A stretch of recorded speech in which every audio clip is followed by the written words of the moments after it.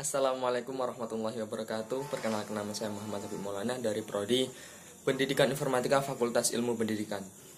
Nah, pada kesempatan kali ini saya akan menyampaikan sebuah ringkasan-ringkasan yang sudah saya ringkas dari beberapa materi yang sudah disampaikan pada 2 Agustus 2022.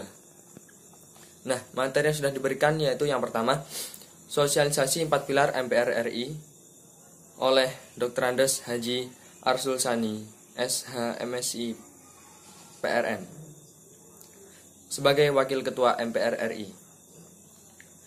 Sosialisasi 4 pilar MPR RI.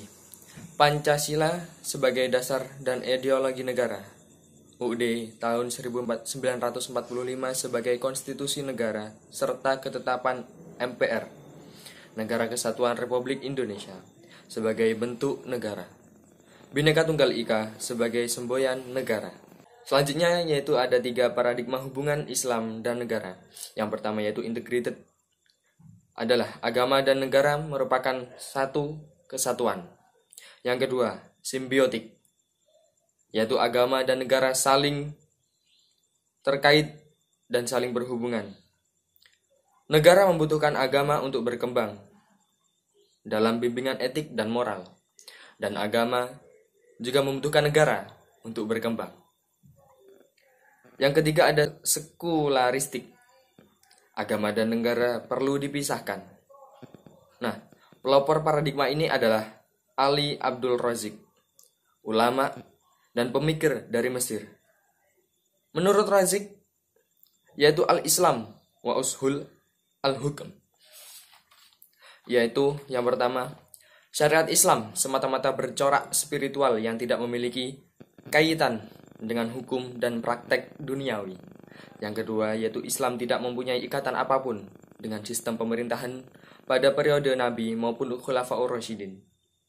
Yang ketiga, yaitu kekhalifahan bukanlah sebuah sistem politik keagamaan atau keislaman, tetapi sebuah sistem yang duniawi. Yang keempat, kekhalifahan tidak mempunyai dasar baik dalam Al-Quran maupun hadis. Yang kelima yaitu Nabi pernah mendirikan negara Islam, tetapi menurutnya Nabi tidak pernah mendirikan negara Islam di Madinah. Misi dari Nabi Muhammad adalah semata-mata utusan Tuhan. Ia bukan seorang kepala negara ataupun pimpinan politik. Selanjutnya ada materi pendidikan anti korupsi di perguruan tinggi oleh Ibu Nurul Gufron. Selanjutnya ada materi pendidikan anti korupsi di perguruan tinggi oleh Ibu Nurul Gufron. Strategi pemberantasan korupsi KPK meliputi 3 bagian. Yang pertama, pendidikan, tidak mau korupsi dengan membangun visi.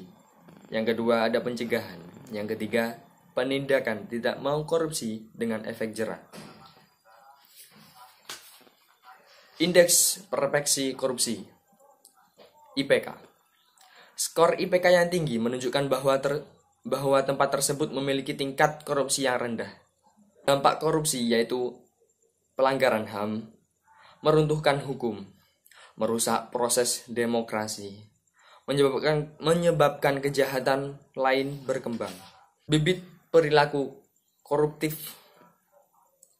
Contoh korupsi versi mahasiswa. Yang pertama, mencontek. Yang kedua, titip absen atau bolos. Yang ketiga, terlambat. Yang keempat, plagiat.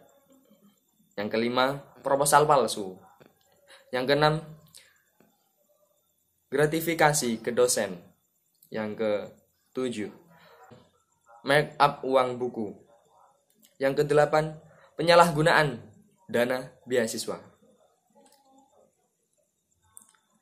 Adapun Tridharma Perguruan Tinggi Anti Korupsi.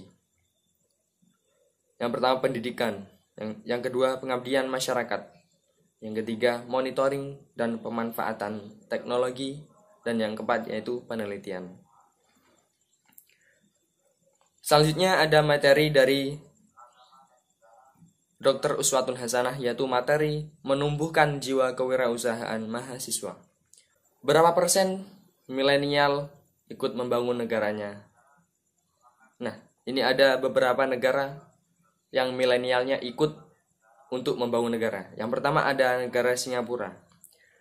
Jumlah milenialnya yaitu 7,2%. Yang kedua Cina dan Jepang, ada 10%. Yang ketiga Amerika Serikat, 11,5%. Yang keempat Indonesia, 0,20%. David McClelland berkata negara dapat makmur jika rasio pengusaha lebih tinggi dari 2%. Nah, itu saja kurang lebihnya. Mohon maaf yang sebesar-besarnya. Wallahul muwaffiq ila aqwamit thoriq. Wassalamualaikum warahmatullahi wabarakatuh.